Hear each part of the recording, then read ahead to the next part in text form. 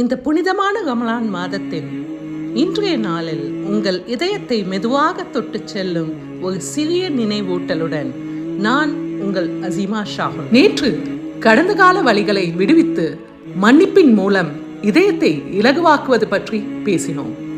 பாகங்களை விடுவித்த பிறகும் சில நேரங்களில் நாம் நம்மிடமே கடுமையாக நடந்து கொள்வோம். இன்று நம் இதயத்தை அமைதி இழக்க செய்யும் ஒரு பழக்கத்தை பற்றி பேசலாம். நம்மையே குற்றம் கூறுவது, நம்மையே குறைத்து மதிப்பது, நம்மையே கடுமையாக விமர்சிப்பது. Self criticism instead of self compassion. நான் ஏன் இப்படி செய்தேன்? நான் இன்னும் நல்லவராக இருக்க வேண்டாமா? என்னால் ஏன் சரியாக முடியவில்லை? என்னால் ஏன் முன்னேற முடியவில்லை? இப்படி பல questions. My dear sisters, you speak to others with kindness, but speak to yourself with harshness. நம்மிடமே கடுமையாக பேசுவது இதயத்தை சோர்வடை செய்கிறது, நம்பிக்கையை குறைக்கிறது, உள்ளார்ந்த அமைதியை கவர்ந்து விடுகிறது. But healing begins when you become gentle with yourself. Allah is merciful to us. Allah நம்மை குற்றம் கூறுவதற்காக அல்ல, வழி நடத்துவதற்காக. If Allah shows you mercy, why deny mercy to yourself? நீங்கள் மனிதர், நீங்கள் தவறுகள் செய்யலாம், நீங்கள் கற்றுக்கொள்ளலாம், நீங்கள் வளரலாம்.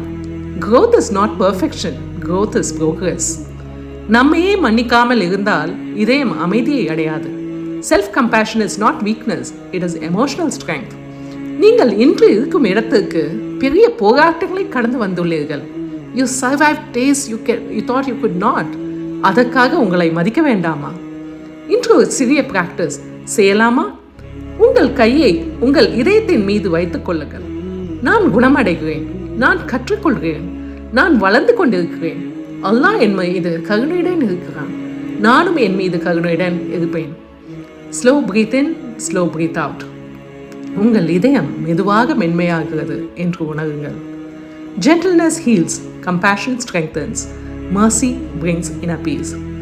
நீங்கள் மற்றவர்களுக்கு அளிக்கும் கருணையை உங்களுக்கு அளிக்க தொடங்குங்கள். Your heart deserves kindness too.